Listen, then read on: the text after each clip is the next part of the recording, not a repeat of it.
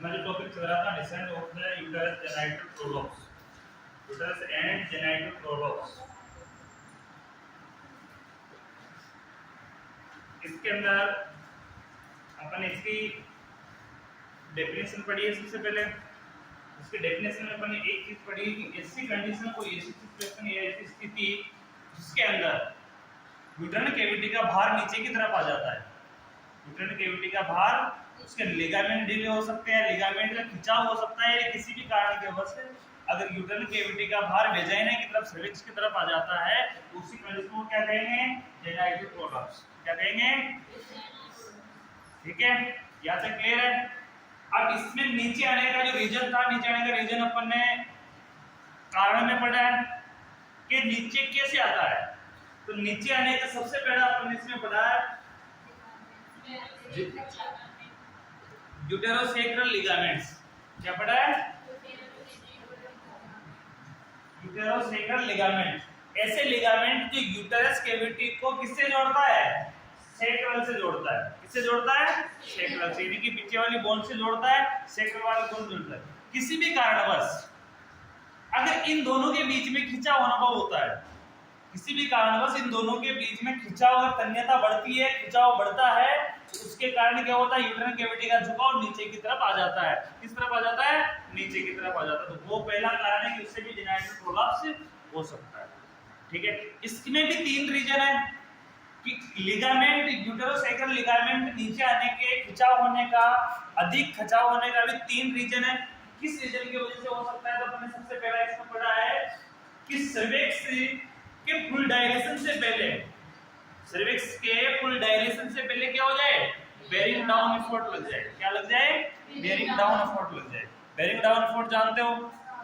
Contraction द्वारा लगाया गया पावर या माता के खुद के फिजिकली लगाया गया पावर, ये क्या कहलाएगा? बेरिंग डाउन एफर्ट कहलाएगा। ठीक है, ऐसा एक कोई ऐसा प्रेशर जो बिना डायलेशन के, सर्विक्स के बिना डायलेशन के अगर उसमें प्रेशर लगेगा तो सर्विक्स नहीं खुलने की वजह से सर्विक्स में कैविटी क्या आएगी? नीचे आएगी। धक्के लगे, उससे भी ये कंडीशन हो सकती है। इसका सेकंड रीजन अपन ने पढ़ा, तो सेकंड रीजन अपन ने क्या पढ़ा कि सर्विक्स के फुल डायलेशन से पूर्व, सर्विक्स के फुल डायलेशन का मतलब तो समझते हो? खुलना। डायलेशन तो समझते हो? डायलेशन का मतलब क्या होता है? खुलना। यानी कि फुल डायलेशन से पहले, सर्विक्स का फुल डायलेशन से पूर्व क्या हो जाए? या तो फोर्सेप करवा दिया जाए या वेंटोस की कर दिया जाए। यानी वेंटोस से डिलीवरी या फोर्सेप से डिलीवरी करवाई जाए तो भी जबरदस्ती हो गई, उसके कारण भी क्या हो सकता है? यूट्राइन कैविटी नीचे की तरफ खिसक सकती है। तो वो कंडीशन भी क्या कहलाएगी?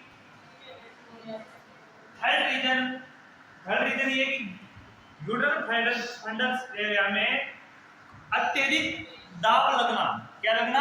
अत्यधिक दाब लगना, यानी कि अधिक दाब लगना। कौन से एरिया में? यूटेरस के फंडल वाले एरिया में, ऊपर वाले एरिया में किसी भी कारणवश ज्यादा प्रेशर लगने की वजह से भी कैविटी नीचे आ सकती है। और इसको भी कौन सी कंडीशन कहेंगे अपन? ये दोनों तीनों प्रकार के रीजन तो किसकी वजह से होते हैं?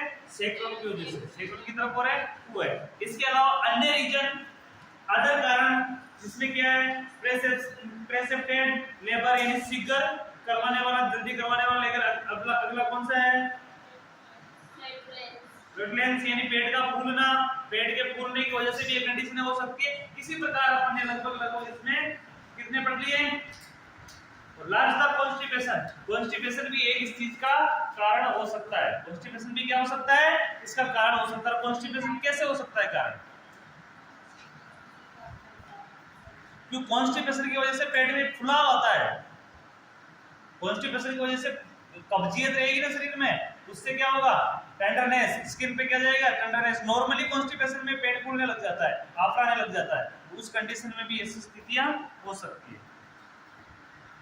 नेक्स्ट देखना टाइप्स।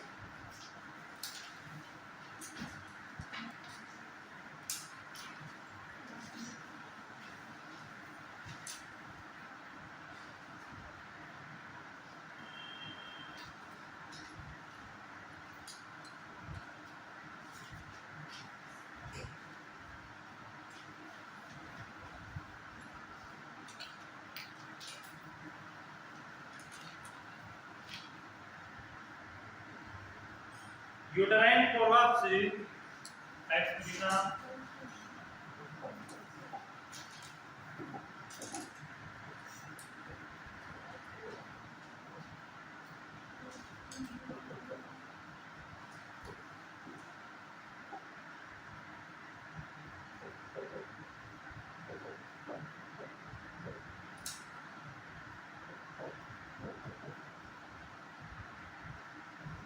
कि निम्न दो प्रकार होते हैं, निम्न दो प्रकार होते हैं,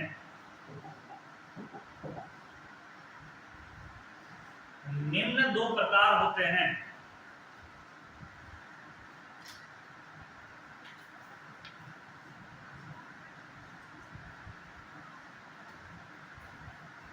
पहला लिखना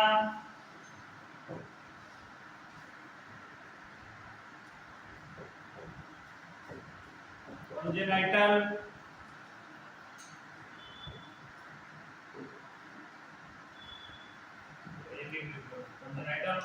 कॉन्जेनाइटल के अंदर लिखना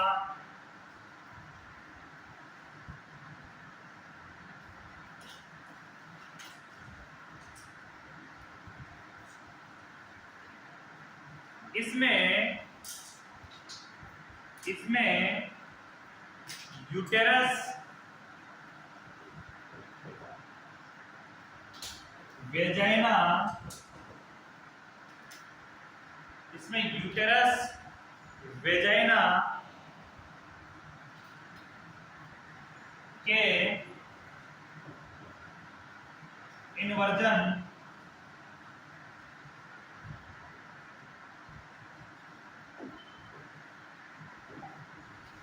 यूटेरस वेजाइना के इन्वर्जन के साथ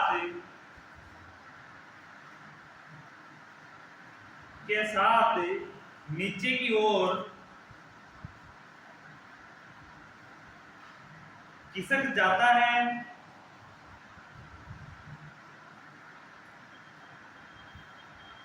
यह प्राय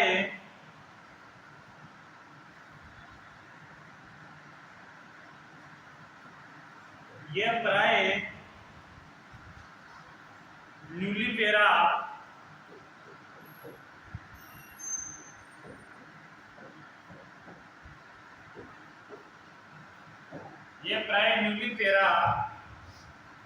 स्त्रियों में मिलता है, यह प्राय न्यूलिफेरा स्त्रियों में मिलता है, जिसे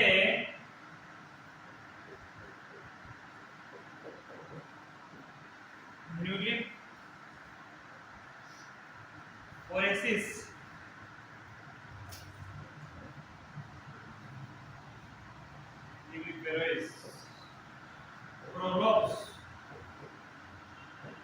प्रोलप्स कहते हैं।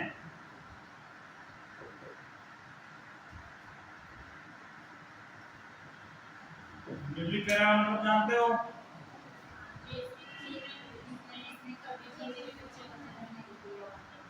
क्या नहीं?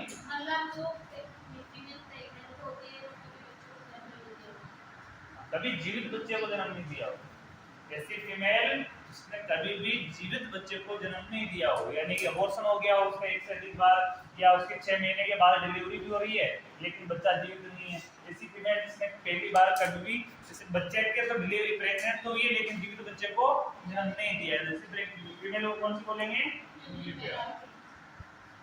ऐसी कंडीशन में यूटेरस वेजाइना के इन्वर्जन के साथ नीचे की ओर खिसक जाता है, इसी कंडीशन में कौन सी फीमेल में ज्यादा होता है? ये न्यूलिफेरा। तो इसको किस नाम से जानते हैं? सेकंड लिखना यूटेरो वेजाइनल, हां सेकंड है।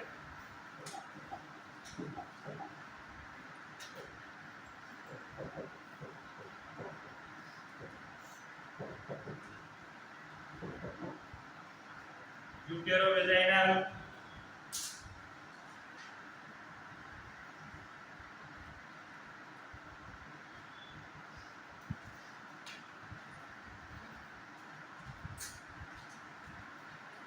ये सबसे सामान्य होता है, ये सबसे सामान्य होता है।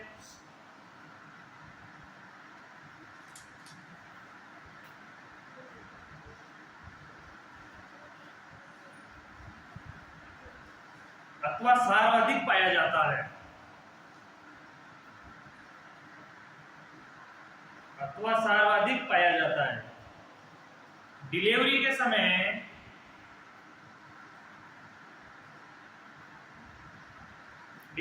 समय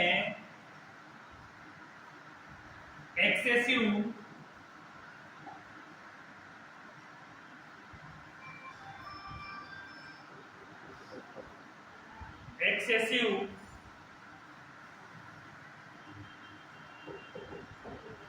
डिलीवरी के समय excessive abdominal pressure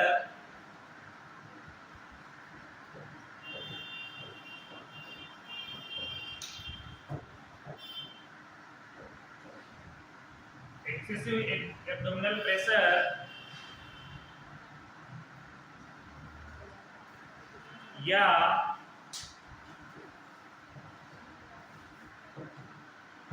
fraction effect on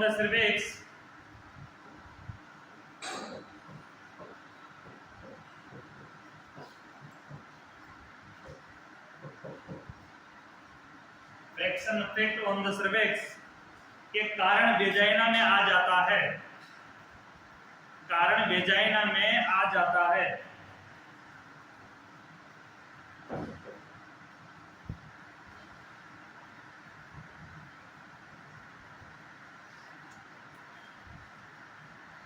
कारण वेजाइना में आ जाता है।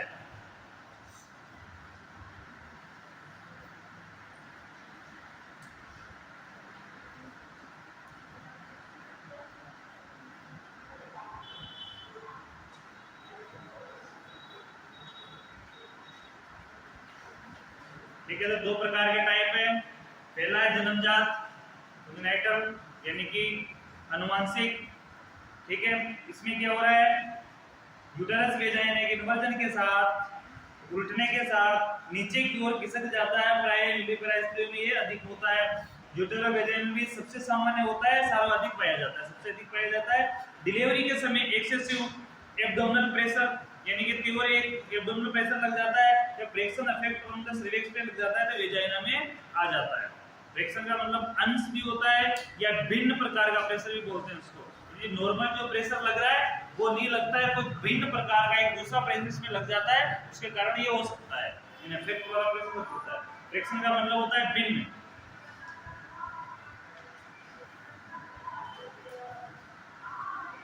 अगली हेडिंग लगाना, degree of uterine prolapse.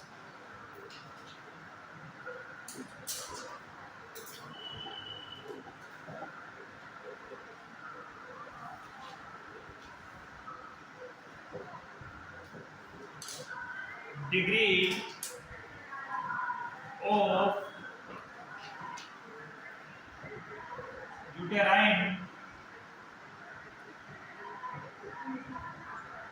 Prolapse.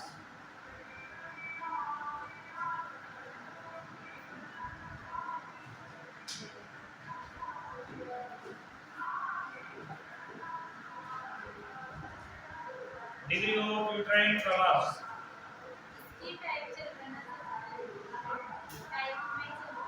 नहीं, टाइप का नहीं, हेडिंग हुई। टाइप तो दो ही पढ़े ना अपने, दोनों पढ़ लिए। अगली हेडिंग में डिग्री देखनी है अपने प्रोलैप्स की।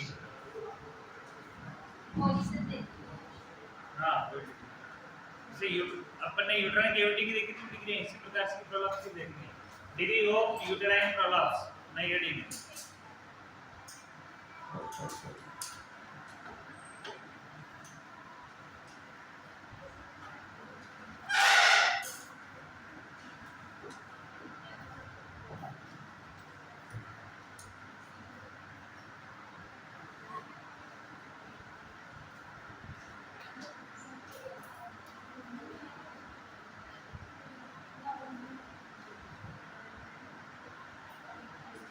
यूटेरस को इसमें लिखना है, यूटेरस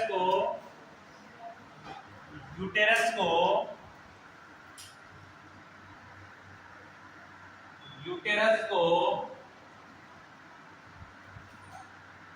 डिसेंट डिग्री के आधार पर, यूटेरस को डिसेंट डिग्री के आधार पर, यूटेरस को डिसेंट डिग्री के आधार पर निम्न श्रेणियों में विभक्त किया गया है या विभाजित किया गया है। निम्न श्रेणियों में विभाजित या विभक्त किया गया है।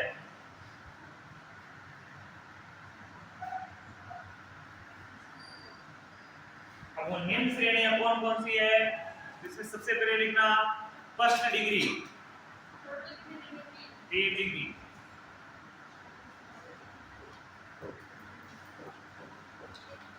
फर्स्ट डिग्री,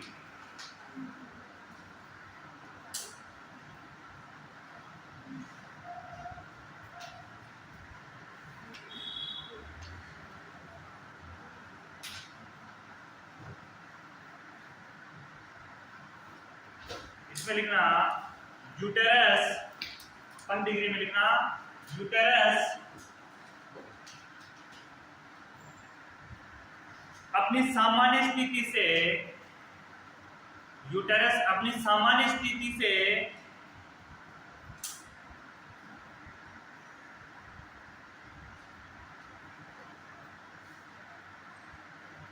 गर्भाशय से अपनी सामान्य स्थिति से नीचे उतर जाता है, नीचे उतर जाता है,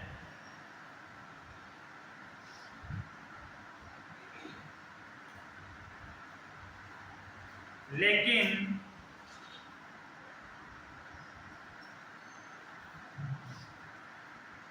एक्सटर्नल ओएस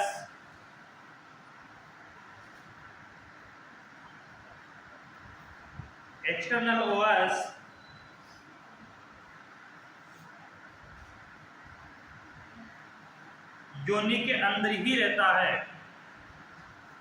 एक्सटर्नल ओएस योनि के अंदर ही रहता है।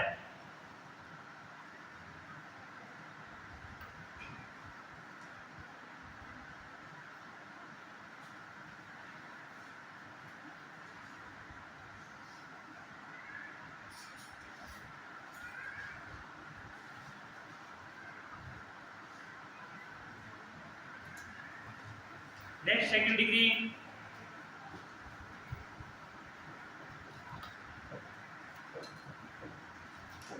Second degree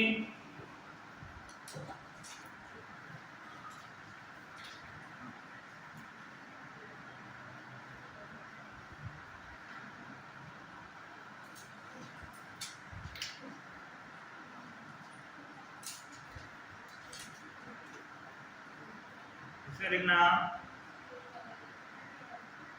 external OS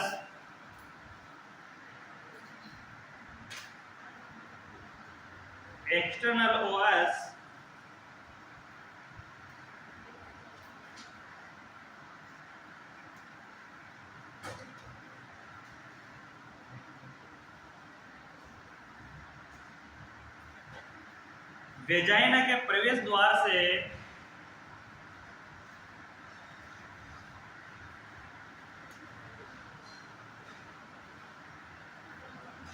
external OS vagina के प्रवेश द्वार से बाहर आ जाता है,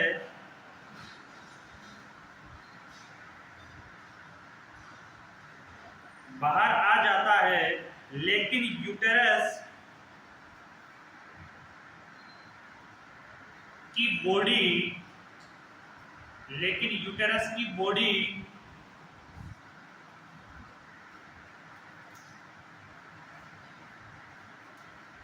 योनि के अंदर ही रहती है, वेजाइना के अंदर ही रहती है।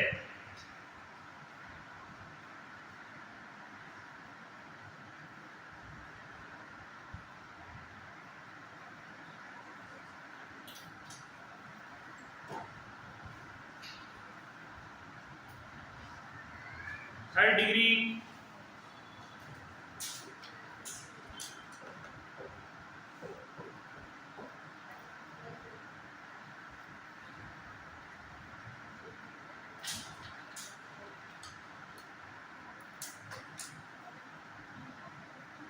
में लिखा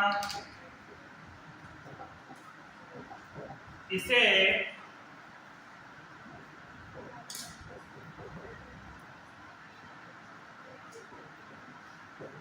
प्रोसीडेंटिया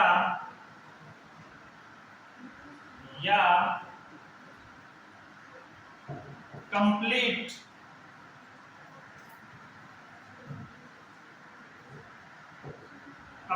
प्रोलॉप्स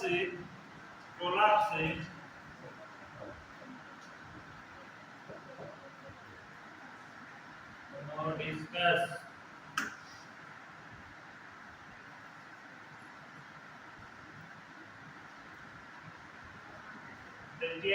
कंप्लीट प्रोलॉप्स बी कहते हैं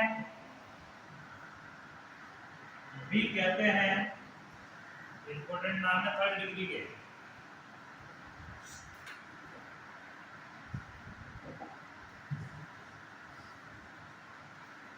इसमें यूटेरस का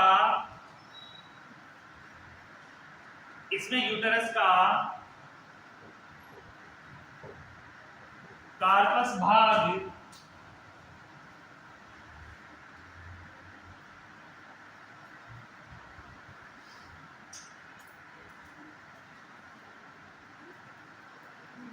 भी वेजाइना से बाहर आ जाता है। कार्पस भाग भी वेजाइना से बाहर आ जाता है।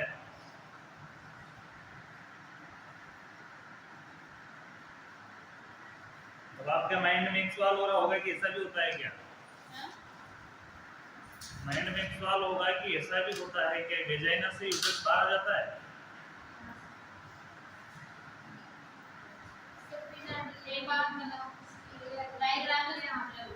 अपने आप प्रोलैप्स जब बच्चा पेट में ना तब तक प्रोलैप्स की कंडीशन नहीं होती है, डिलीवरी के बाद ही तो होती है। जब तक बच्चे का जन्म हो गया है उसके बाद ये स्थिति आएगी। जन्म के समय तो कोई नहीं होगा, जन्म के समय तो बच्चा अंदर है तो कहां से बाहर आएगा? और जब तक कैविटी का आकार भी बड़ा है तो वेजाइना से कई गुना ज्यादा बड़ा है, उस कंडीशन में तो हो ही नहीं सकता। लेकिन डिलीवरी के बाद क्या होता है कि डिलीवरी के बाद जब वेजाइना अपने सामान्य स्थिति धारण करता है वापस से तो धीरे धीरे डाउन होता जाएगा। उस कंडीशन के अंदर प्रिपेरियन के टाइम में 45 दिन का माना है अपने टाइम को, कितने दिन का? 45 दिन का, 42 से 45 दिन का माना। उसके अंदर जिस जैसे वेजाइना का ढीला होके अपनी सामान्य पोजीशन धारण करेगा, सामान्य पोजीशन धारण करेगा तो उसका आकार कितना बढ़ जाएगा लास्ट में? 60 से 80 ग्राम। कितना? यूट्राइन कैविटी कितना बार रह जाएगा? 60 से 80 ग्राम। 60 से 80 ग्राम का मतलब क्या होता है? बिल्कुल छोटा सा। उस कंडीशन में लिगामेंट ढीले हो गए, उसका पूरा भार किसमें आ जाएगा? वेजाइना में, सर्विक्स पे। अब कुछ कंडीशन में ऐसा होगा कि सर्विक्स वाला एरिया नीचे खिसक जाएगा। फर्स्ट डिग्री में क्या होगा?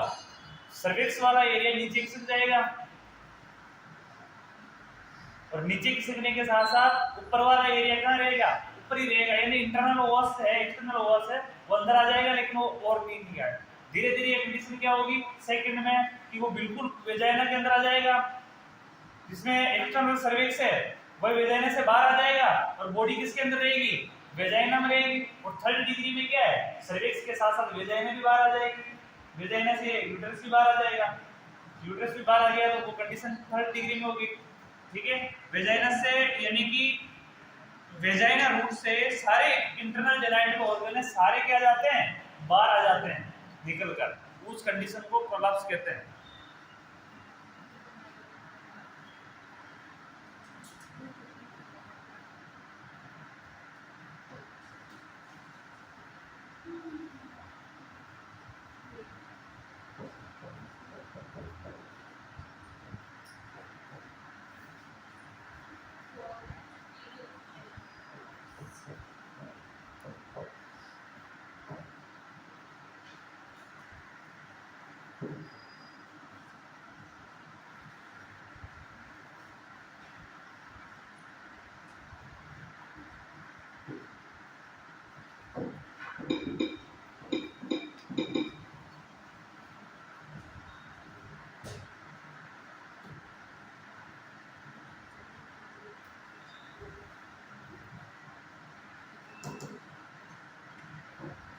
ये थर्ड डिग्री है, तीनों डिग्री है। एक के अंदर वेजाइना में कैविटी प्रवेश कर रही है, सेकेंड डिग्री के अंदर इसका जो इंटरनल एक्सटर्नल ओवस है वो वेजाइना से बाहर आ रहा है लेकिन बॉडी किसके अंदर है? वेजाइना के अंदर है।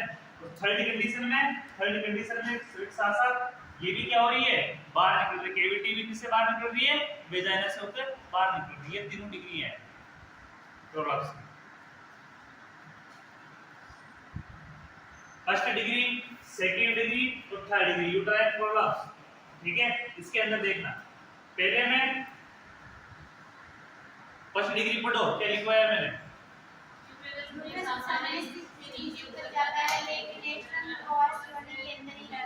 अंदर ही रहता है, यानी कि सामान्य स्थिति से नीचे तो आ गया ये, लेकिन ये इंटरनल एक्सटर्नल जो ओरस है ये किसके अंदर है? वेजाइना के अंदर ही है। ये इस समय तो वेजाइना के अंदर है। सेकंड में क्या हो रहा है? सेकंड में देखना कैविटी तो पूरी इसके अंदर आ गई और एक्सटर्नल ओरस है नीचे वाला एरिया सर्विक्स का, वो कहां गया? नीचे की तरफ, वो वेजाइनल ओपनिंग की तरफ आ गया। और थर्ड डिग्री में क्या हुआ कि पूरी वेजाइना से यूरिन कैविटी क्या हो रही है? बाहर निकल रही है। इस कंडीशन को कौन सा बोलेंगे? यूट्राइन प्रोलप्स। कौन सी बोलेंगे? यूट्राइन प्रोलप्स। समझ में आया?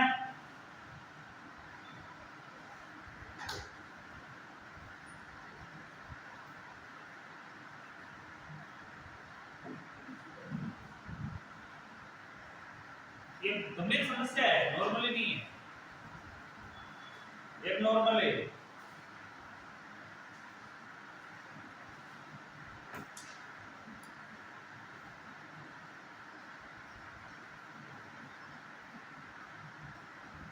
ऐसी कंडीशनों में यूरिन कैविटी को हटाना पड़ता है।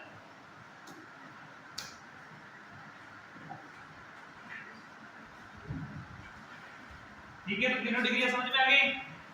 डिग्री समझ में आ गई तो अगली डिग्री लगाना। Clinical features.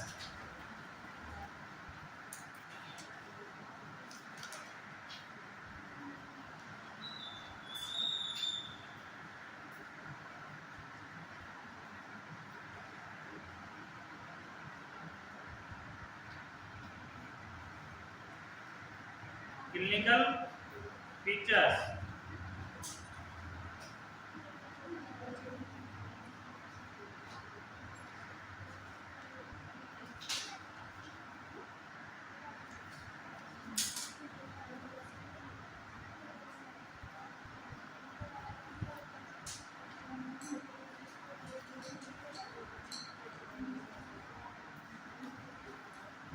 क्लिनिकल फीचर्स में पहला लिखना है vaginal mucosa.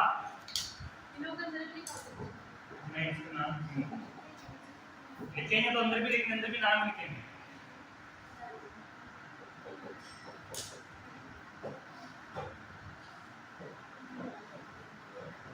Clinical features, clinical features के अंदर लिखना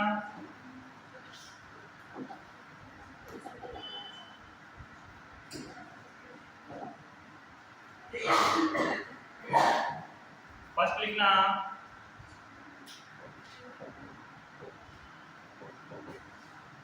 वेजाइनल म्यूकोसा।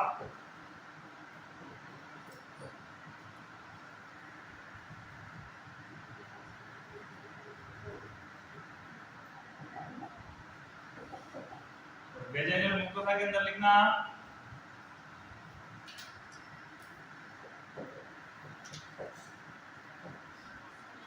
ट्रैक।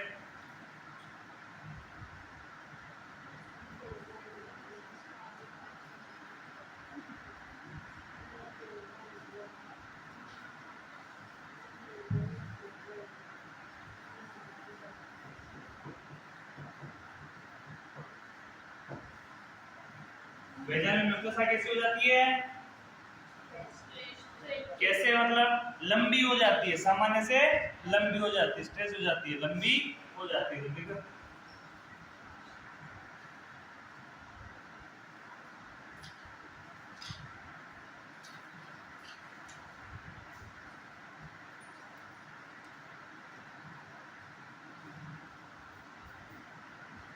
सेकंड लिखना वायु के संपर्क में आने के कारण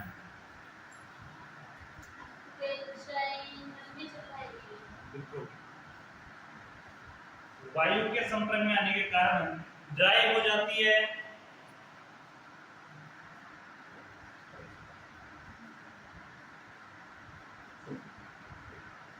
वायु के संपर्क में, अगर बाहर आएगी तो वायु के संपर्क में आएगी, उसके कारण क्या हो जाती है? ड्राई हो जाती है।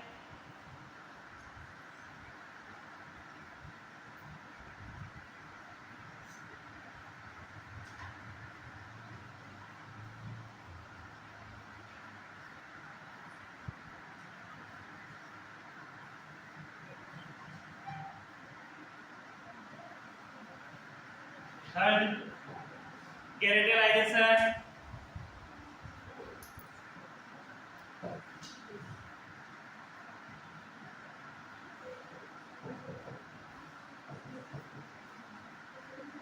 केराटिनाइजेशन,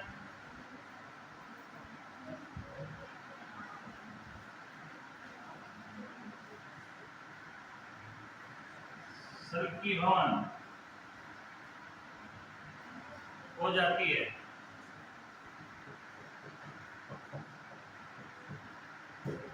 सल्की भवन यानी सूखने के बाद कैसे हो जाएंगे उसमें, जैसे सल्क छिलके हो रहे हो, सल्क जैसे कंडीशन है उत्पन्न हो जाएगी। जैसे बाहर वाला जो ड्राई वाला एरिया रहेगा उसका बाहर निकलने के बाद का वो सल्की हो जाएगा।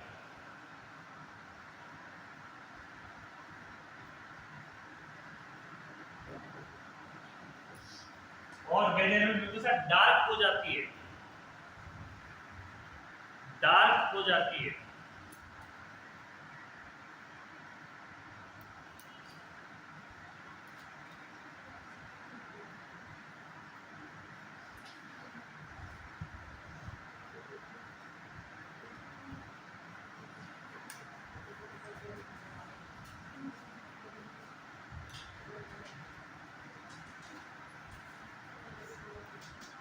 सेकंड लिखना cervix,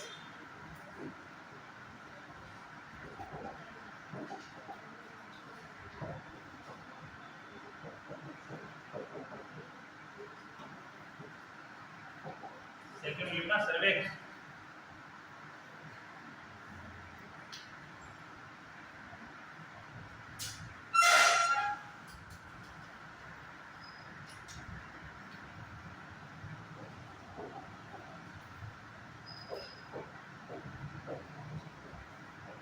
hyperplasia, प्लेक्सिया,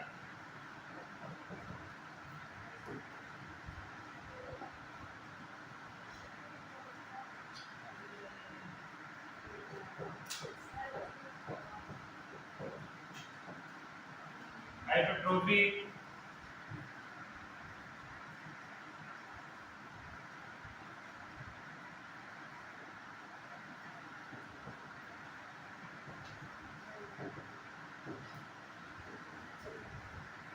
infection,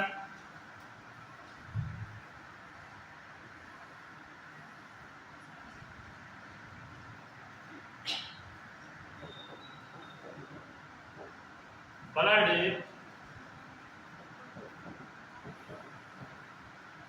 can discharge,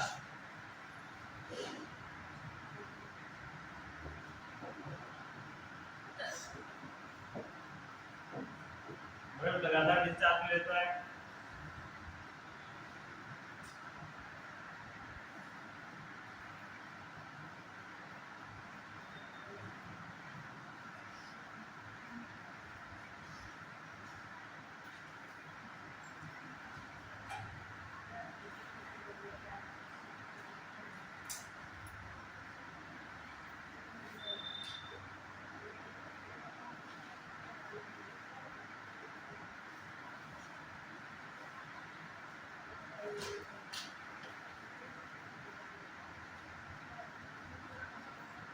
देखिए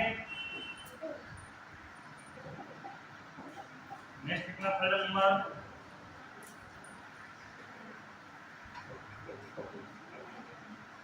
स्ट्रेस,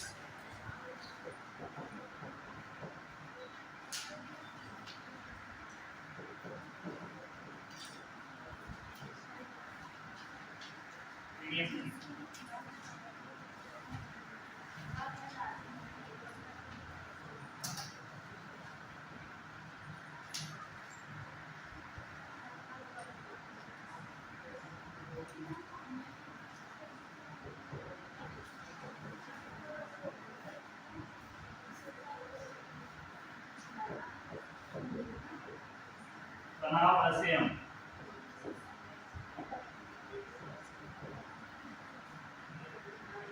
और infection,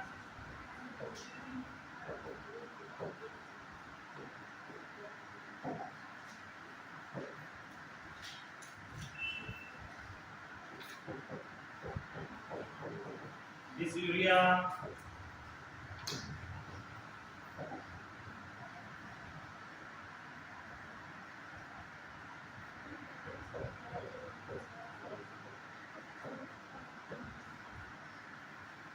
hypertrophy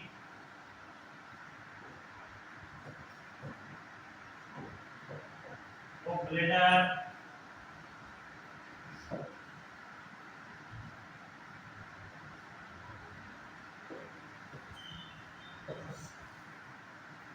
painful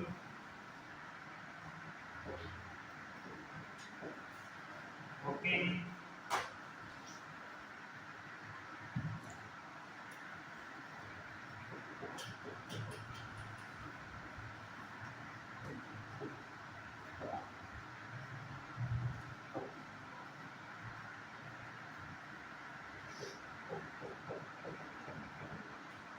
status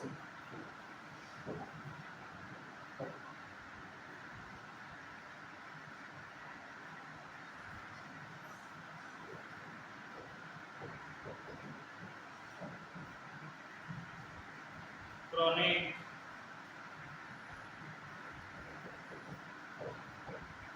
Procidentia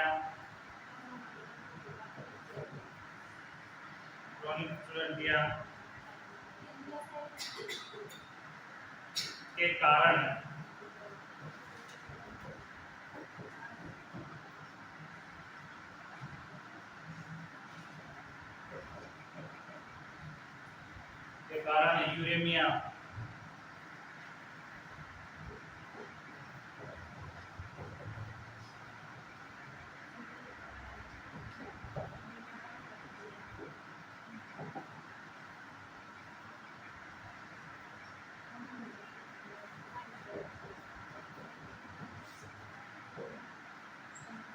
gets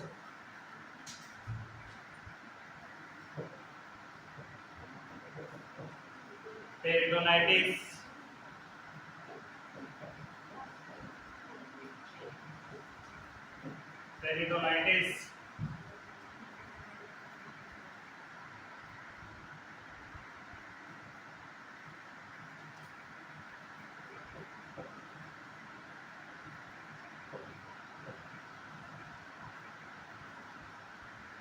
frequency of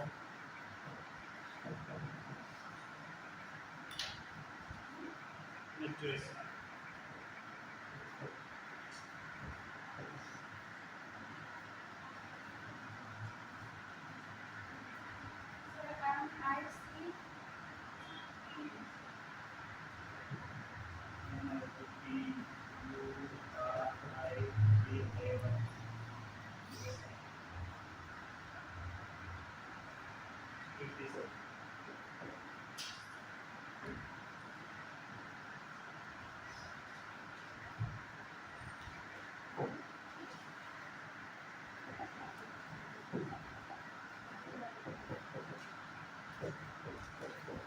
इसके आगे डायग्नोसिस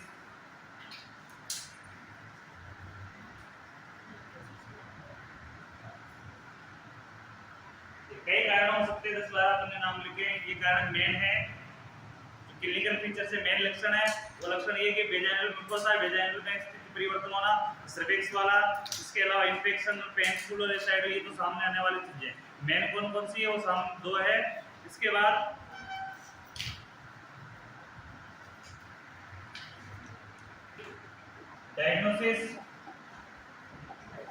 डायग्नोसिस में पहला लिखना हिस्ट्रिक लेक्शन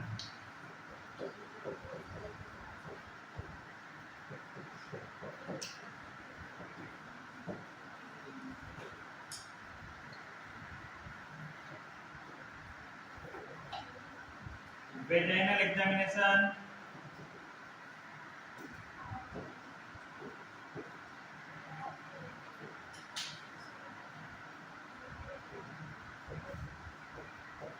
recto vaginal examination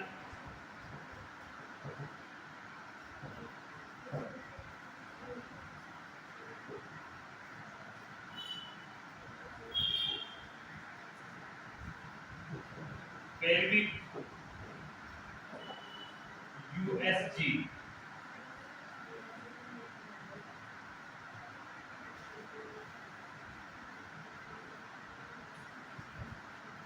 ये भी एक यूएसजी। ठीक है, 5 मिनट का ब्रेक, उसके बाद मैनेजमेंट स्टार्ट करेंगे। मैनेजमेंट लंबा चलेगा तो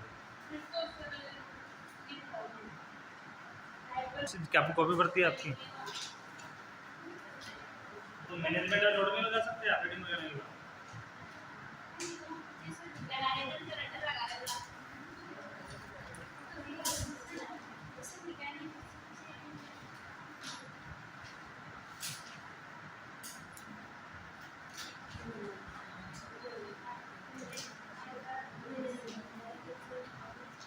ये वैसे देखा जाए तो कि किडनी की गंभीर समस्या है, जो यूरिन के रुकने की वजह से किडनियां काम नहीं करती बराबर रूप से, तो किडनी फेल होने के चांसेस बढ़ जाते हैं। उस कंडीशन को यूरिन में बोलते हैं। एक विशेष प्रकार की अलग सिस्टम है। इसमें क्या होता है कि जैसे 30 डिग्री में 30 डिग्री में जब यूट्राइन कैविटी बाहर निकल जाती है वेजाइना से, उस कंडीशन में यूरेथ्रा बंद हो जाता है, यूरिनरी ओपनिंग बंद हो जाती है। अब बंद हो जाएगा तो ब्लैडर फुल हो जाएगा। अब ब्लैडर फुल हो जाएगा तो ब्लैडर फुल होने के बाद यूरिन त्याग नहीं पाएगी पेशेंट, यूरिन नहीं त्याग पाएगा तो उस कंडीशन में किडनियां काम छोड़ देगी। उस कंडीशन में किडनियां फेल हो सकती है, और वो जो बंद होने की जो कंडीशन है उसकी, उसी को यूरेमिया बोलते हैं।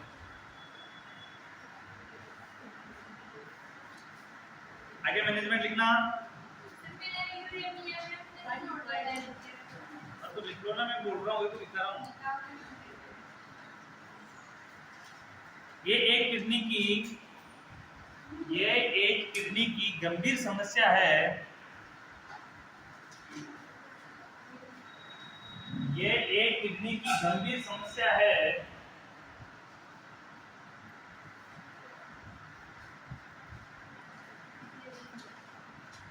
जो किडनी खराब होने के कारण आती है,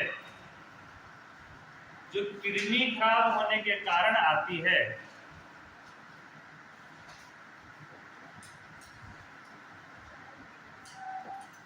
किडनी खराब होने के कारण आती है। इस स्थिति में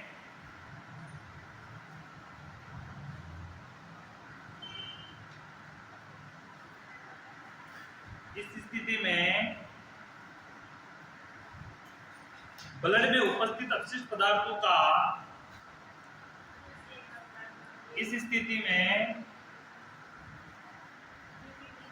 ब्लड में उपस्थित अपशिष्ट पदार्थों का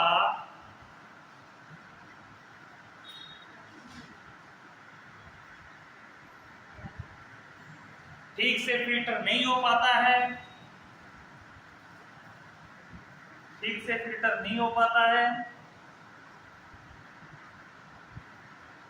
इसे यूरेमिया कहते हैं। सीधी भाषा में बोले तो ब्लड के अंदर यूरिन की ज्यादा मात्रा प्रयोग हो सकती है। इसका यूरिन है तो यूरिया की मात्रा यूरेमिया हो सकती है। और जब यूरिया की मात्रा बढ़ जाती है, इससे एक सिम्टम और उभर के आता है। ब्लड में जब यूरिया की मात्रा बढ़ जाती है, इससे एक सिम्टम और उभर के आता है। वो सिम्टम ये होता है कि पेशेंट पागल जैसे हरकतें करने लग जाता है, उसका मानसिक संतुलन बिगड़ जाता है। इस कंडीशन में मैनेजमेंट भी लिखना,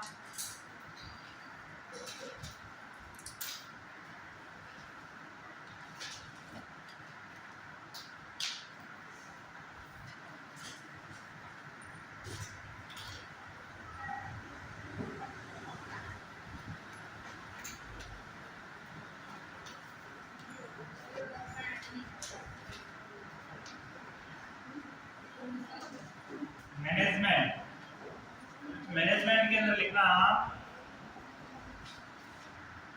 जेनेटिक प्रोलैप्स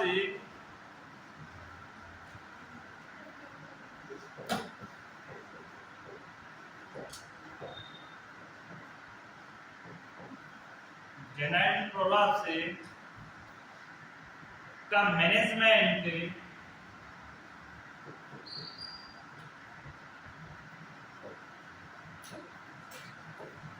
निम्न चरणों में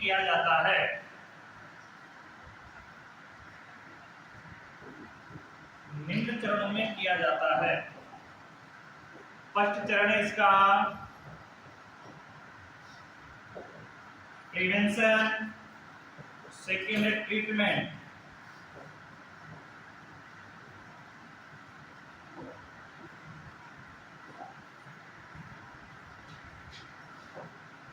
सबसे पहले हेडिंग लगाओ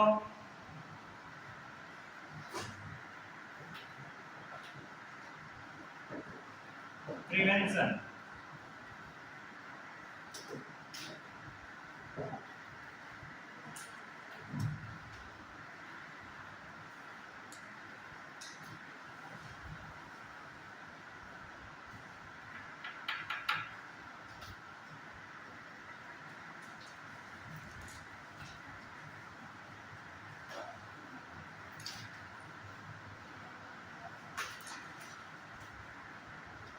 इसमें लिखना फर्स्ट प्रिवेंशन में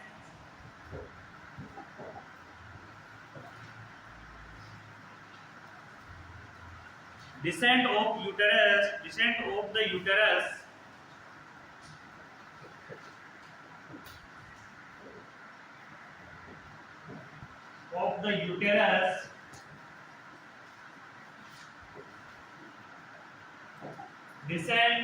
the uterus या जेनाइटल प्रोलॉप्स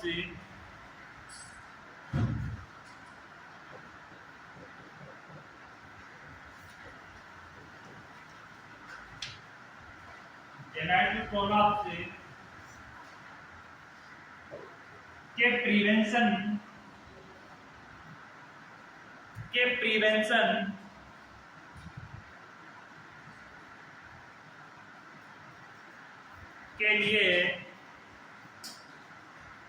के लिए इसकी संभावनाओं की स्थिति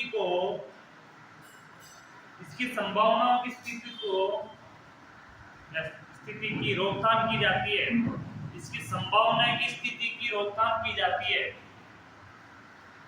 इसकी संभावना की स्थिति की रोकथाम की जाती है।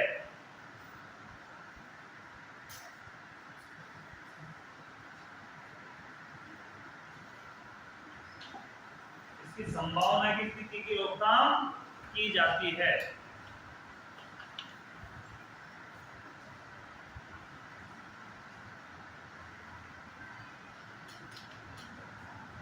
इसमें लिखना सेकेंड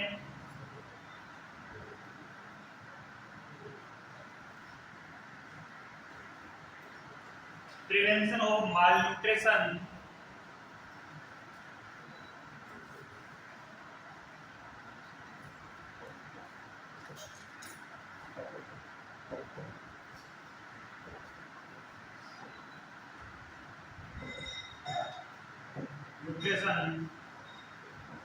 के लिए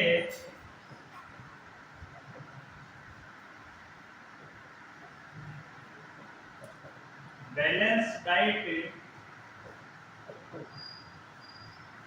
प्रोवाइड करनी चाहिए।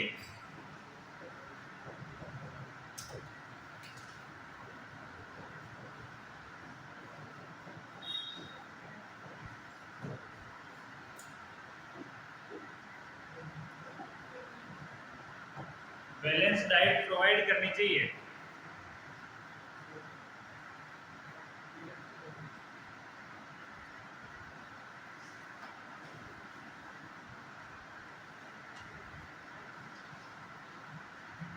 आगे लिखना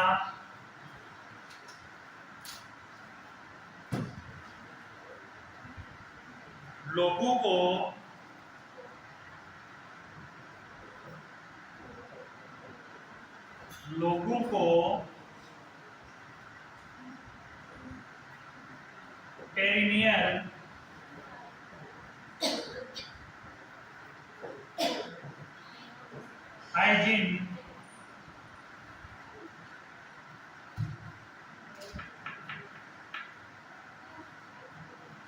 पेरिनियल हाइजीन के प्रति जागरूक करना। लोगों को पेरिनियल हाइजीन के प्रति जागरूक करना चाहिए।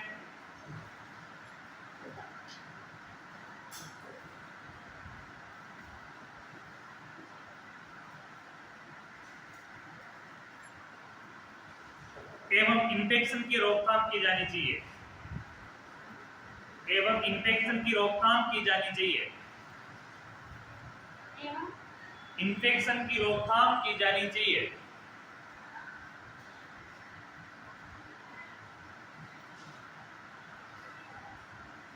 एवं इन्फेक्शन की रोकथाम की जानी चाहिए।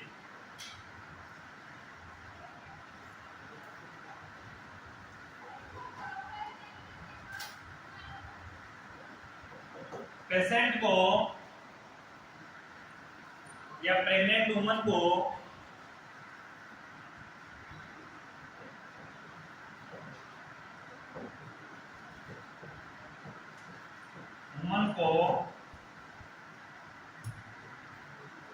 एंटीनेटल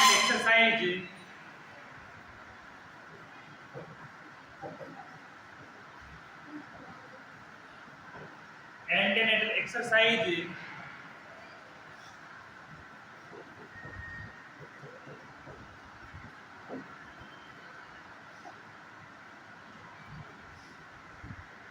करने के लिए प्रेरित करना चाहिए।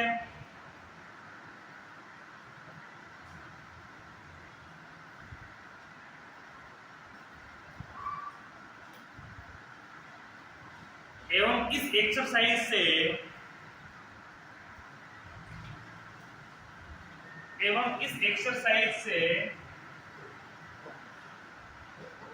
पेल्विस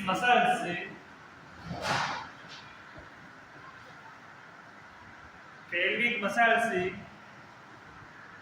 मजबूत होते हैं। पेल्विक मसल्स मजबूत होते हैं।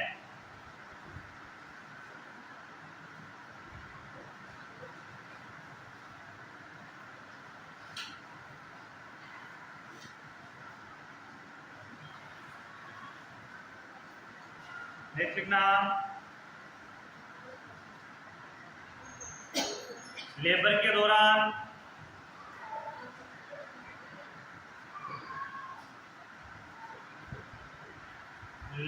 दौरान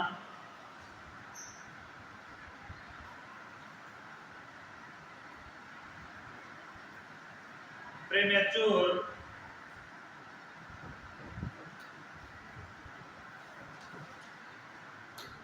bearing down effort, premature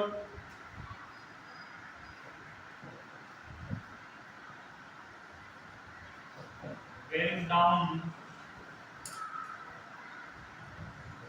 effort को रोकना चाहिए।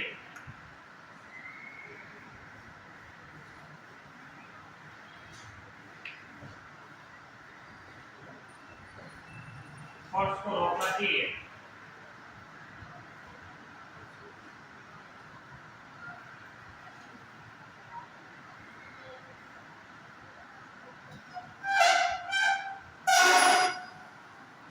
सर्विक्स के फुल डायलेशन से पूर्व नेक्स्ट लिखना,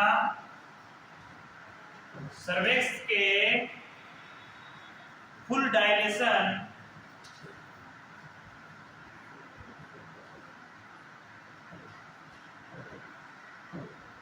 से पूर्व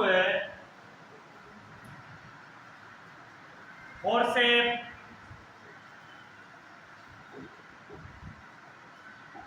सर्विक्स के फुल डायलेशन से पूर्व फोर्सेप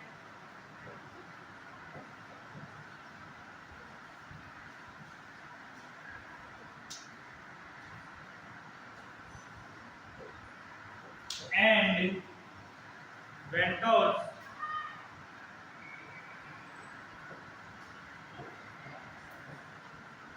का उपयोग नहीं करना चाहिए।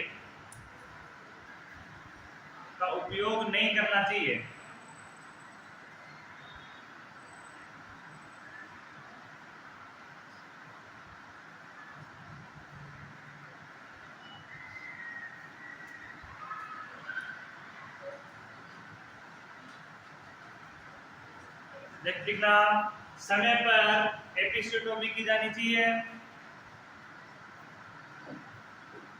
सारे प्रेवेंशन में पढ़ रहे हैं, समय पर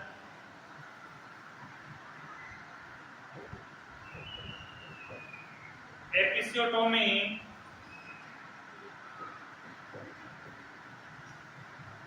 की जानी चाहिए।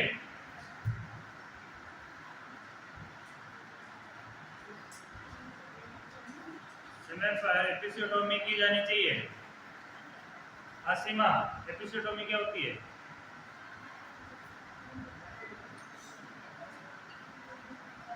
एपिसियोटोमी क्या होती है? खड़े हो।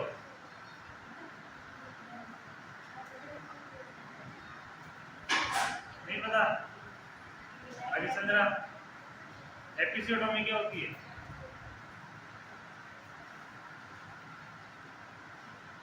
उसका ये एपिसियोटोमी क्या होती है?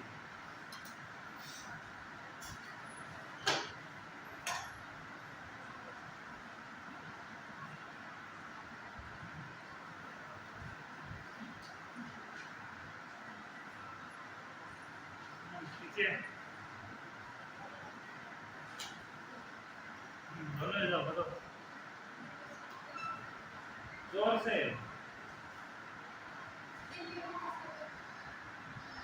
डिलीवरी के समय होती है, होती क्या है? तो मुझे भी पता है कि डिलीवरी के समय होती है, लेकिन होती क्या है ये चीज?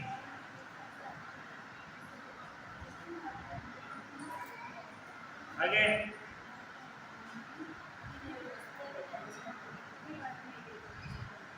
क्या होती है? डिलीवरी के समय एनस और वेजाइना के बीच में जो पेरिनियम क्षेत्र है वहां पे कट लगाया जाता है। उस कट को क्या बोलते हैं? एपिसियोटोमी। क्या कहते हैं उसको? एपिसियोटोमी। नहीं भूलोगे? बैठो।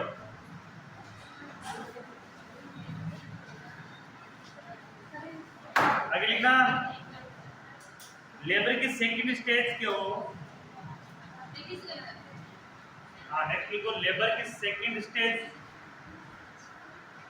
लेबर की सेकंड स्टेज के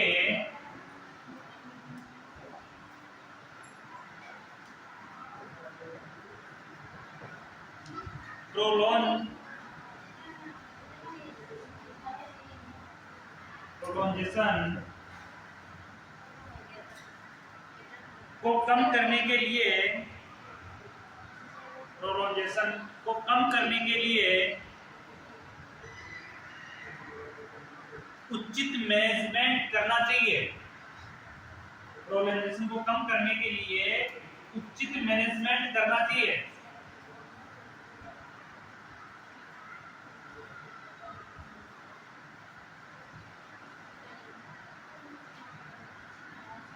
आगे बात थी, डिलीवरी कौन सी स्टेज में होती है? लेबर की कौन सी स्टेज में डिलीवरी होती है?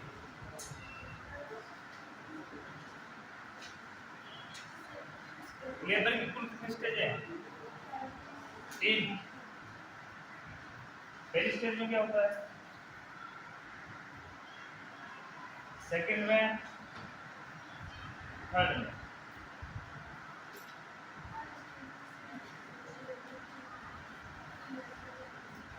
चलो बैठो। अभी साहब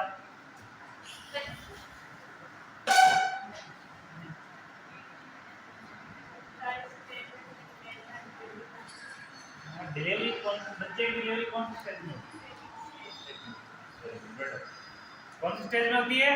सेकंड स्टेज में। तो मैनेजमेंट भी किसका किया जाता है? सेकंड स्टेज का। ये सबसे इंपॉर्टेंट वही होती है। टाइम कितना होता है उसका? ड्यूरेशन कितना होता है? 2 घंटे। मिनिमम कितने होते हैं? 2 घंटे। लेकिन वो वैसे 30-35 मिनट में हो जाती है, 2 घंटे नहीं चलती, लेकिन वो 2 घंटे तक चल सकती है। अब ऐसी कंडीशन में क्या होता है कि पहले से किसी फीमेल का लिगामेंट कमजोर हो, अल्ट्रासोनोग्राफी से या एक्सरे से पता लगाया हो। अल्ट्रासोनोग्राफी होती है, एक्सरे तो करवाते नहीं विशेष तौर पे, क्योंकि बच्चे पे अफेक्ट पड़ता है उसके किरणों का, इसलिए बच्चे पे नहीं करवाते, लेकिन अधिकतर हम अल्ट्रासोनोग्राफी करवाते हैं। इसके द्वारा अपने को पता चला हो कि उसके लिगामेंट क्या हो, ढीले हो। अब लिगामेंट ढीले का पता कैसे चलेगा? लिगामेंट ढीले का पता ऐसा रहेगा कि बच्चे का भार हमेशा पेरिनियम एरिया में रहेगा। इस कंडीशन में बच्चा कैविटी के अंदर है, लेकिन उसका भार यानी कि फीमेल को अधिकतर पेन होगा, चलने में परेशानी। क्यों? क्योंकि बच्चा नीचे किसका हुआ रहेगा, यानी कि उसका पेरिनियम जो क्षेत्र है, ब्लड वाला एरिया है, वहां पे उसका भार अधिक रहेगा। उसका भार अधिक रहने के कारण डॉक्टर को एक ही चीज सोचती है कि इसमें लिगामेंट डिले है, और किसके लिगामेंट डिले है, कैविटी के, इसके लिए बच्चे का भार नीचे की तरफ पेरिनियम एरिया में ज्यादा है। उस कंडीशन में वो डिलीवरी करवाता है, तो उस समय सेकंड स्टेज को प्रोलॉन्ग यानी लंबी प्रोसेस को रोकने के लिए, लंबे ड्यूरेशन टाइम को रोकने के लिए क्या करना पड़ेगा, उसका उचित मैनेजमेंट करना पड़ेगा। क्या करना पड़ेगा, उचित मैनेजमेंट, यानी कि अपन उस समय को छोटा से छोटा करने की कोशिश करेंगे। यानी कि जो समय 2 घंटे का दिखा रखा है कि सेकंड स्टेज 2 घंटे तक चल सकती है, अपन उसकी आवश्यकता अनुसार उसको कम करेंगे, और उसको उचित ट्रीटमेंट करने के लिए उसका मैनेजमेंट की जो अपने इक्विपमेंट है, अपने साधनों की जिनकी जरूरत है, उनका अपन पूर्ण रूप से तैयारी रखेंगे पहले से। ये करेंगे। अगला लिखना,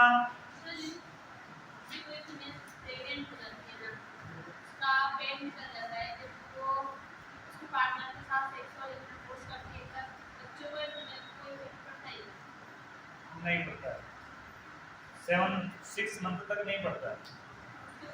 उसके बाद तो ये पड़ता है कि भार का है, वजन का है, बच्चे के पेट में है, तो उसकी दिक्कत तो रहेगी बच्चे को, और तो कोई इफेक्ट नहीं पड़ता है। लेकिन वजन का है, प्रेशर का है बच्चे पे। एक दूसरी चीज ये होती है कि जैसे फर्स्ट ट्राइमेस्टर में अवॉइड करना चाहिए और लास्ट ट्राइमेस्टर में अवॉइड करना चाहिए। गाइडलाइन ये कहती है कि सेफ, अगर 6 मिनट इंटरकोर्स में रहना है तो दो ट्राइमेस्टर को अवॉइड करो। एक तो फर्स्ट ट्राइमेस्टर को, क्योंकि इसमें सेक्सुअली करने से, सेक्सुअली इंटरकोर्स करने से इसमें अबॉर्शन होने के चांसेस ज्यादा होते हैं, क्योंकि बच्चा गिरने के चांसेस ज्यादा होते हैं। दूसरी कंडीशन कि सेकेंड ट्राइमेस्टर सेफ होता है, थर्ड ट्राइमेस्टर वही दिक्कतदायक है, फिटर स्ट्रेस में हो सकता है, पेट में झटका लग सकता है, भार का हो सकता है, यानी कुछ भी प्रॉब्लम हो सकती है, लेकिन हो सकती है उस कंडीशन में, तो इससे अवॉइड ही करना चाहिए। वैसे तो सेक्सुअल इंटरकोर्स में तो मेंस्ट्रुएशन के समय भी कोई इफेक्ट नहीं पड़ता है। जैसे मेंस्ट्रुएशन का समय होता है ना 7 से 5 से 7 दिन का, सेक्सुअल इंटरकोर्स में उसमें कोई फर्क तो नहीं पड़ रहा है, लेकिन क्या नहीं होता है, हाइजीन मेंटेन नहीं हो पाता है। नहीं तो फीमेल को कोई फर्क नहीं पड़ेगा, मेल को भी कोई फर्क नहीं पड़ने वाला उस कंडीशन में, आराम से कर सकते हो। लेकिन उसमें क्या है, हाइजीन मेंटेन नहीं हो पाता है, तो किसके संक्रमण, इन्फेक्शन की ज्यादा संभावना रहती है, इन्फेक्शन की संभावना रहेगी, इसलिए उस टाइम उसको अवॉइड ही करना चाहिए। नहीं तो वो गाइडलाइन ऐसे कभी नहीं कहती कि ये अनसेफ है, उसका कोई इफेक्ट पड़ेगा, बॉडी पे कोई इफेक्ट नहीं पड़ता है। दूसरी कंडीशन कि गाइडलाइन ये भी बोलती है, अरे बातें नहीं, गाइडलाइन ये भी बोलती है कि प्रिपेरेंट टाइम में सेक्सुअल इंटरकोर्स नहीं करना चाहिए, मिनिमम 45 दिन तक। अगर इसके बीच में सेक्सुअल इंटरकोर्स होता है तो internal genital organ, external genital organ दोनों में इफेक्ट हो सकता है। इसमें एक्सटर्नल में तो कम होगा, लेकिन इंटरनल जेनिटल ऑर्गन में इफेक्ट हो सकता है, क्योंकि जब तक कि बॉडी के जो ऑर्गन हैं वो समान पोजीशन में नहीं पहुंच पाते हैं, बॉडी के जो ऑर्गन है वो जैसे कैविटी भी बढ़ेगी, सारा चीज बढ़ेगा, अंदर के ऑर्गन वो समान स्थिति में जब तक नहीं आते, जब तक अवॉइड करना चाहिए, नहीं तो उससे बाद में दिक्कत हो सकती है। बाद में कब, जैसे वर्षावस्था की कंडीशन आती है, तो ये चीजें अभी इस समय तो रिकवर हो जाती है, इस समय कोई प्रॉब्लम नहीं आती, इस समय कोई प्रॉब्लम नहीं आती, लेकिन ऐसी कंडीशनों में इसका इफेक्ट वृद्धावस्था में ज्यादा पड़ता है। उसके बाद अपने को यूट्रन कैविटी को कई बार काट के निकालना पड़ता है वृद्धावस्था में, वो ये कंडीशनें अलग हो जाती है, इसलिए इन चीजों से बचना चाहिए। और प्रेगनेंसी के दौरान फर्स्ट ट्राइमेस्टर और थर्ड ट्राइमेस्टर इसमें अवॉइड करना चाहिए, ये सेफ नहीं है।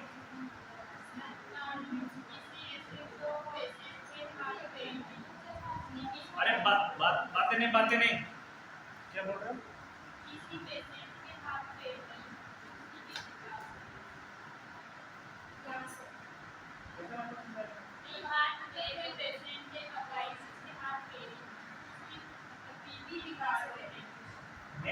कंडीशन आती नहीं है ना, हाथ पे वाली ये तो कोई आगे ऐसा मैं देखी थी आज उसमें कि एक्सीडेंट हो गया,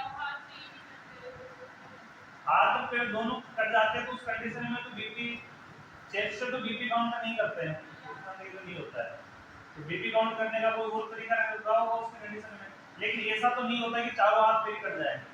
जैसे अपने ये भी मजबूत हाथ यहाँ से बीपी की जा सकती है, ये हाथ में नहीं तो पैर के नीचे वाले हिस्से से तो बीपी चेक कर सकते हैं, आराम से बीपी चेक कर सकते हैं, हाथ पैरों से हो सकता है, लेकिन ऐसा है तो उसका कुछ वो तोड़ निकाला होगा, ऐसे सिचुएशन तो आती नहीं है नॉर्मली।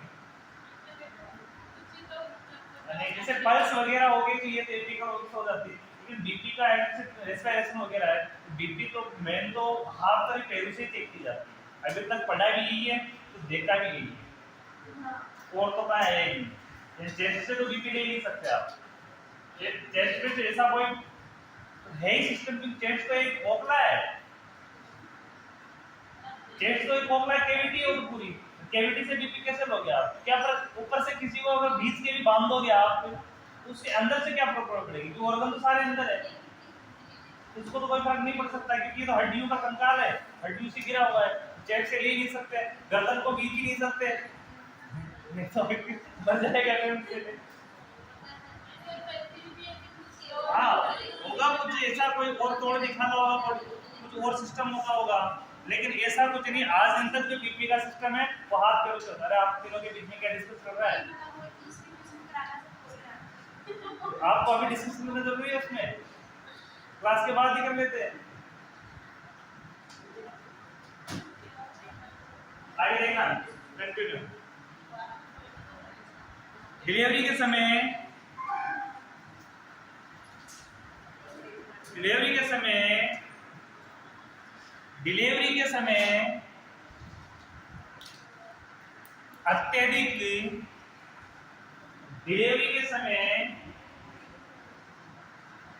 अत्यधिक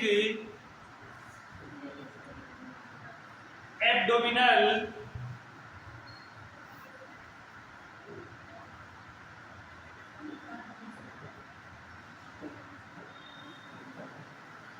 पुशिंग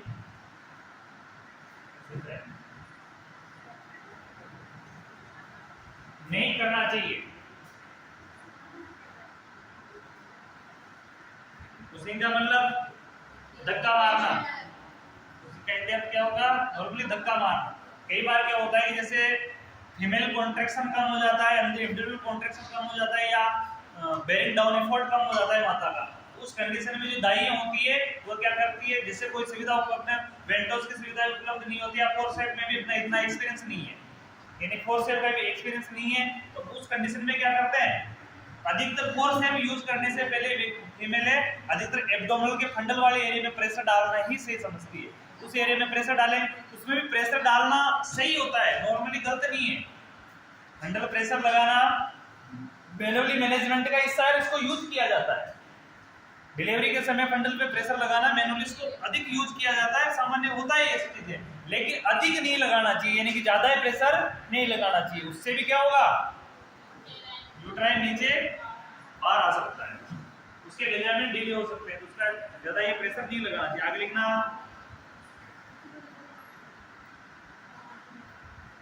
प्लेसेंटल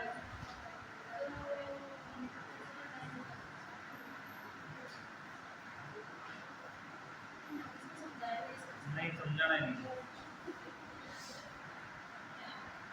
अपना खुद का ध्यान रखो, दूसरे को एक्सप्लेन मत करो।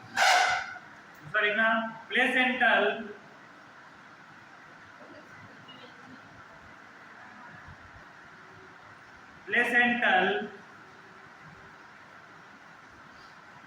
एक्सप्रेशन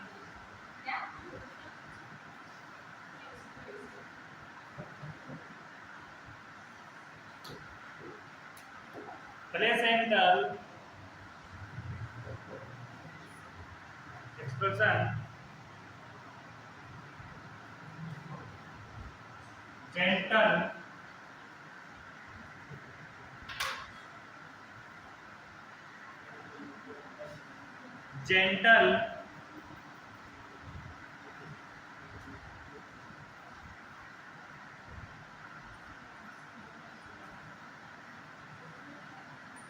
होना चाहिए।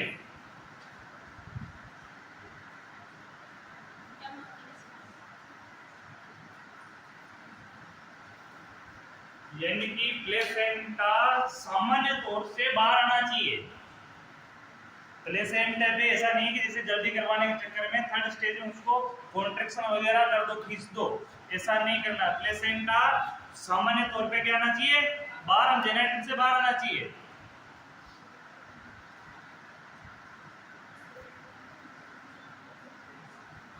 डिलीवरी के समय, नेक्स्ट लिखना डिलीवरी के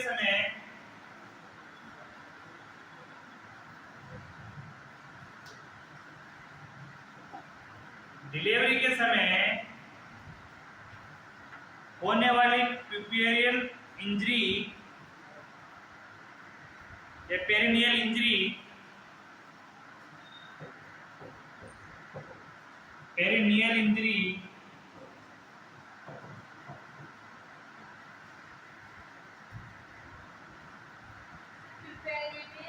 पेरिनियल इंजरी की जांच की जानी चाहिए।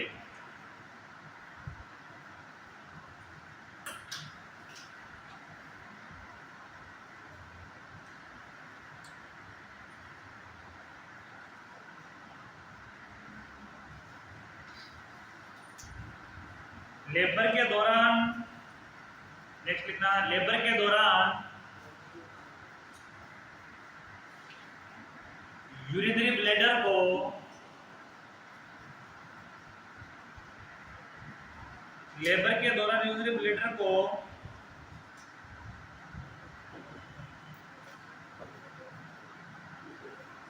अधिकतर एम्प्टी यानी खाली रखना चाहिए।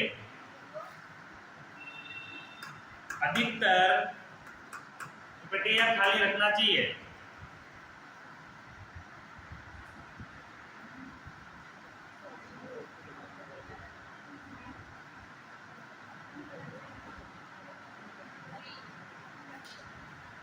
नेक्स्ट लिखना रोगी को प्यूपेरियम के दौरान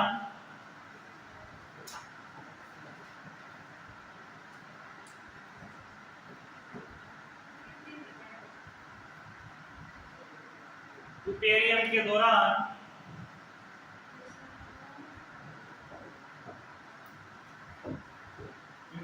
दौरान postnatal exercise, regular postnatal exercise करने के लिए प्रेरित करना चाहिए।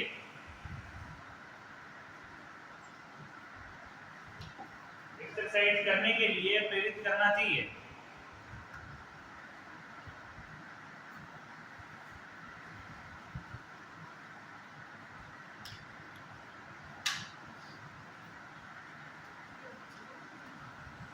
लोगों को फैमिली प्लानिंग के बारे में बताना चाहिए।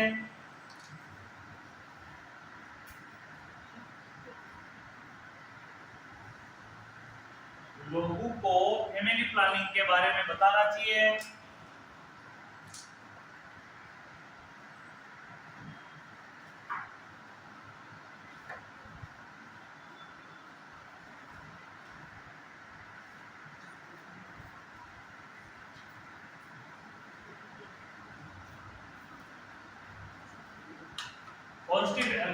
कॉन्स्टिपेशन का प्रिवेंशन करने के लिए कॉन्स्टिपेशन का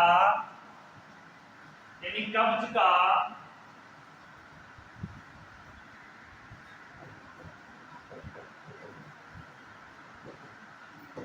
कॉन्स्टिपेशन का प्रिवेंशन करने के लिए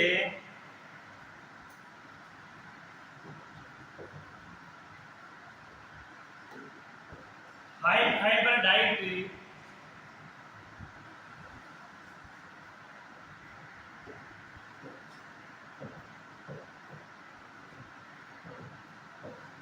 प्रोवाइड करनी चाहिए।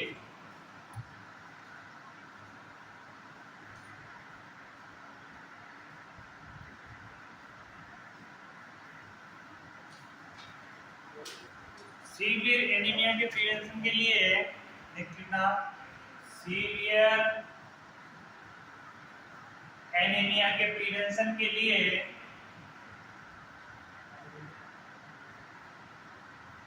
सीवियर एनीमिया के प्रिवेंशन के लिए आयरन थेरेपी प्रोवाइड करनी चाहिए। आयरन थेरेपी प्रोवाइड करनी चाहिए या आयरन की टेबलेटें प्रोवाइड करनी चाहिए।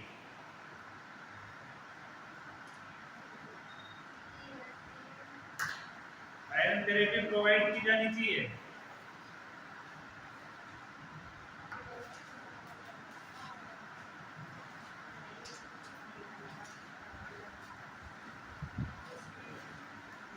नेक्स्ट लिखना डिलीवरी धीरे व सावधानी पूर्वक की जानी चाहिए।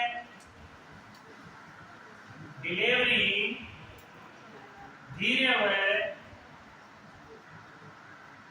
सावधानी पूर्वक की जानी चाहिए।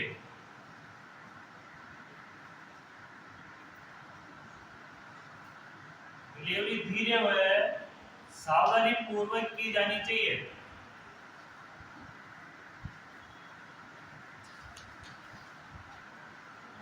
नेक्स्ट हेडिंग लगाना ट्रीटमेंट।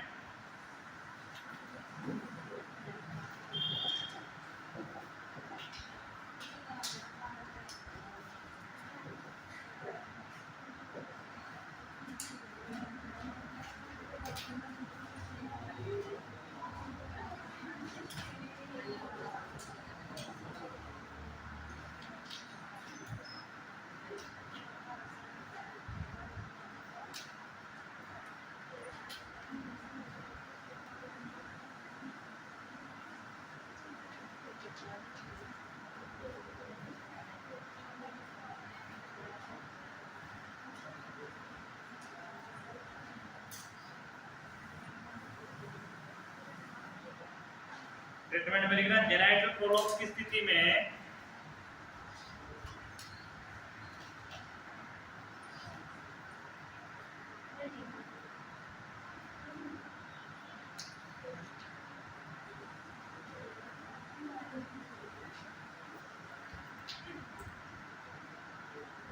जेनाइटल प्रोलॉप्स की स्थिति में सर्जरी की जाती है। जेनाइटल प्रोलॉप्स की स्थिति में सर्जरी की जाती है।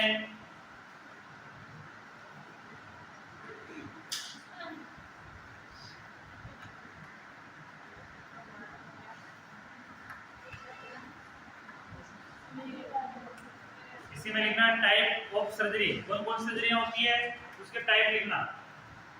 Type of surgery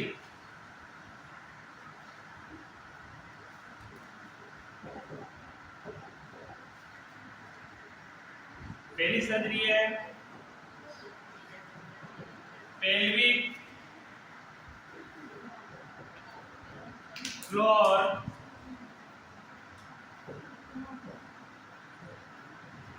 repair. Pelvic floor repair. Second हाँ vaginal hysterectomy.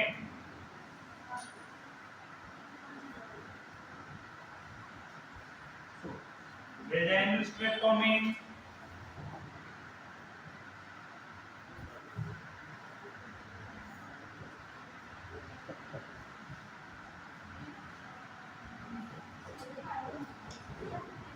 cervicopsy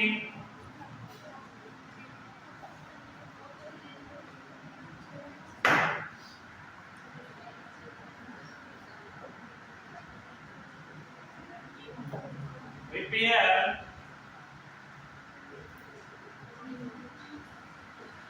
of void prolapse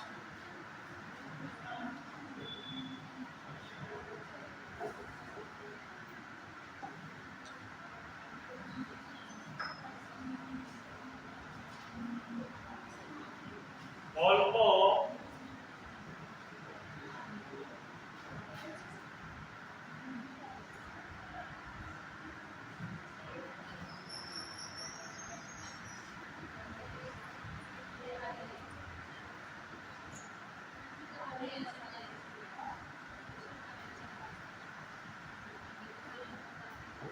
Volvo Pelvio FD।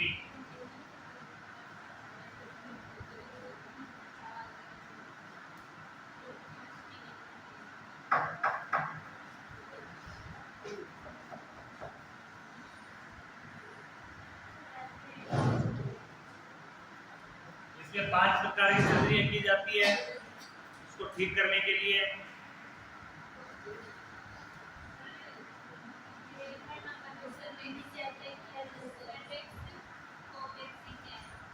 Cervix surgery है।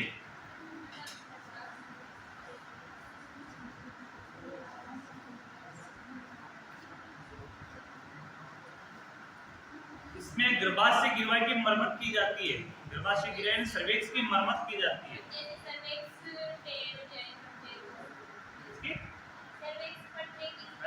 इस कंडीशन में एक चीज समझना है कि अधिकतर यूट्राइन कैविटी को अंदर रखने की कोशिश की जाती है। अधिकतर के अगर फीमेल नसबंदी हो चुकी है, अब बच्चे को जन्म नहीं देना चाहती है, उस कंडीशन में तो क्या करते हैं, उसको निकाल देते हैं। निकाल रहे हैं तो उसको स्ट्रेक्टोमी कहा जा रहा है। क्या कहते हैं उसको? स्ट्रेक्टोमी, यानी कि उसके द्वारा उसको बाहर निकाल दिया जाता है। अगर ऐसी कंडीशन में उसको बाहर नहीं निकालना है, अपने कैसे भी करके उसको अंदर रखना है, उसकी क्या की जाती है? मरम्मत की जाती है।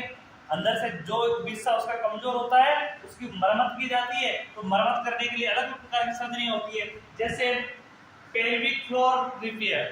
इसमें रिपेयर दे रखा है, पेल्विक का जो फ्लोर भाग है उसको क्या करना है? रिपेयर करना है। सेकंड में वेजाइनोस्टेक्टोमी, अगर कुछ ही कंडीशन नहीं है तो वेजाइनोस्टेक्टोमी, यानी कि उस हिस्से को काट कर ही बाहर निकाल दिया जाता है। दूसरी कंडीशन अगली क्या होगी? सर्विक्स में सर्विक्स की मरम्मत की जाती है।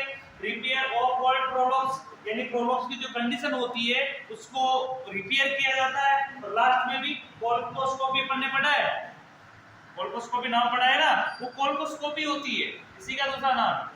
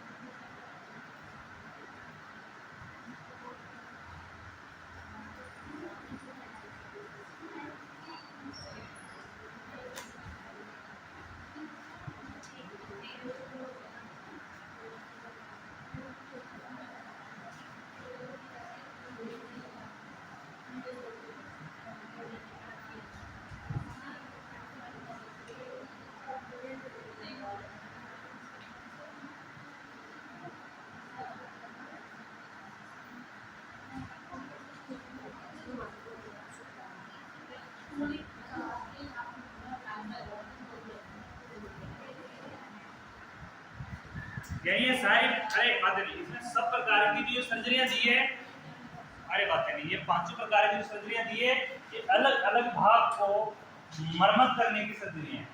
स्टेक्टोमी के अलावा सारी जो सर्जरियां हैं ये क्या काम करती है? इंटरनल जो दीवारें होती है, जो यानी कि जिस प्रकार का हिस्सा उसका कमजोर हो रखा है उस हिस्से को मरम्मत करने के लिए ये टाइप अपनाए जाते हैं।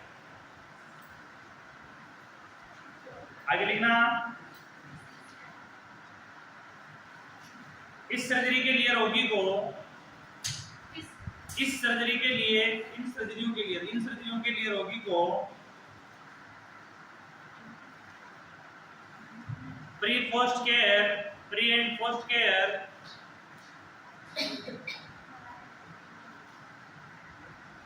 प्रोवाइड की जाती है। इन सर्जरी के लिए रोगी को pre and post care provide की जाती है, पहले और बाद में केयर प्रोवाइड की जाती है।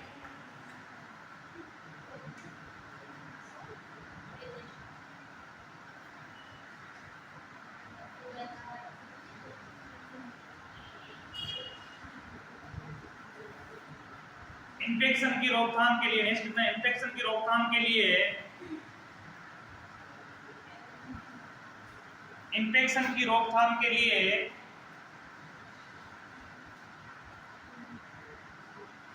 प्रोफाइलेटिक एंटीबायोटिक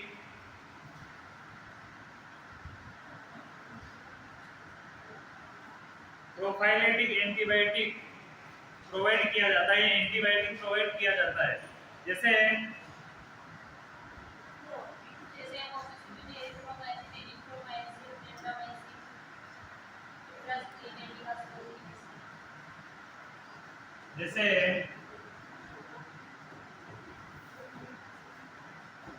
एमिकासिलिन,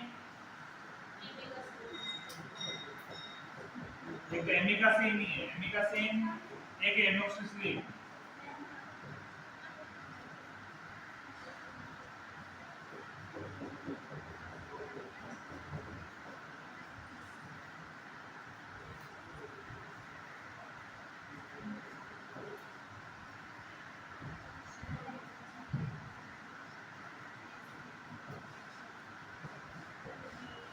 जेंटामाइसिन,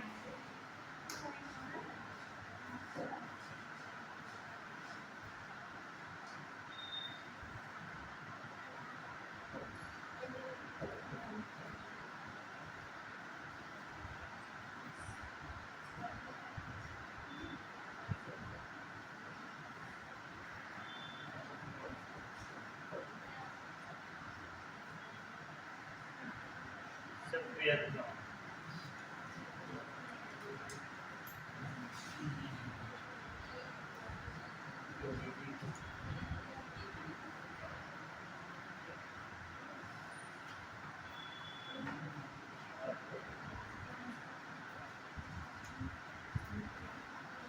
इसके बाद मिलीग्राम,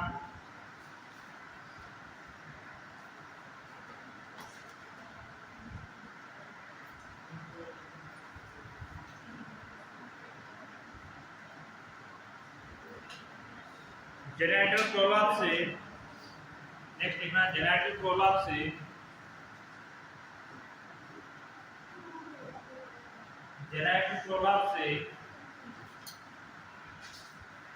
यदि यूटेराइन फाइब्रॉइड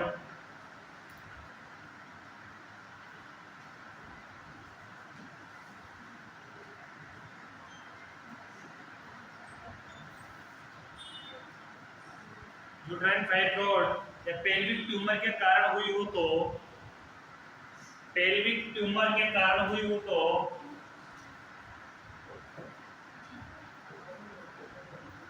पेल्विक ट्यूमर के कारण हुई हो तो सर्जरी द्वारा उनको हटाया जाता है, सर्जरी द्वारा उनको हटाया जाता है।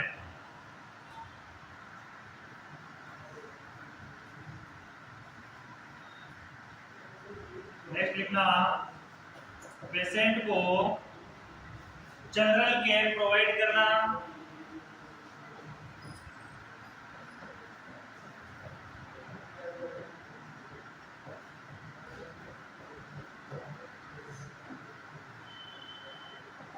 जैसे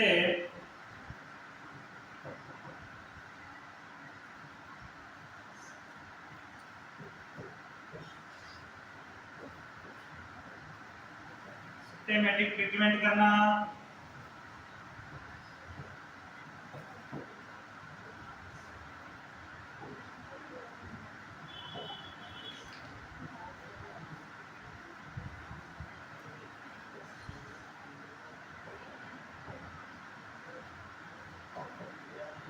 फ्लूइड इन्फ्यूजन करना,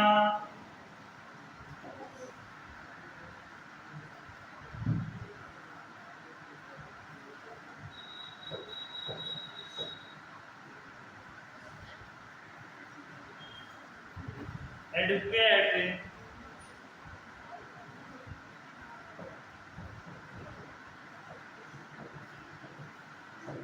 न्यूट्रिशन प्रोवाइड करना,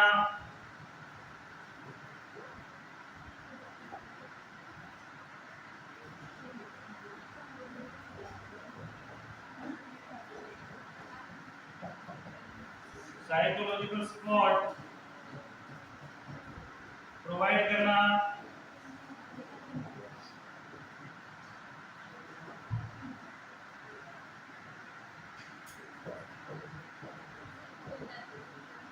हाइजीन मेंटेन करना,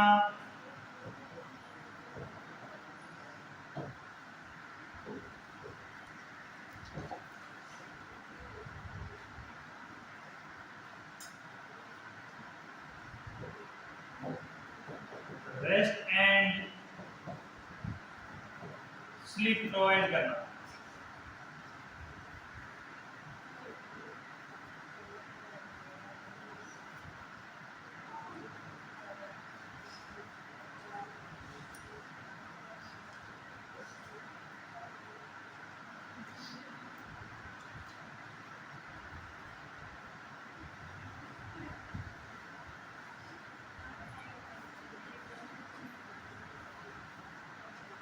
ठीक है, यहाँ तक लिख लिया? अरे आप नहीं मानेंगे बातें करते हैं।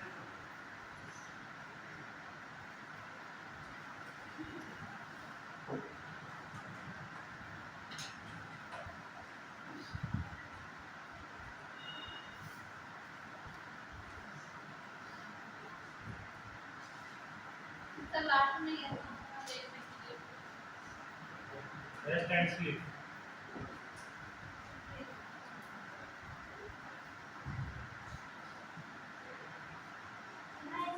pelvic floor repair,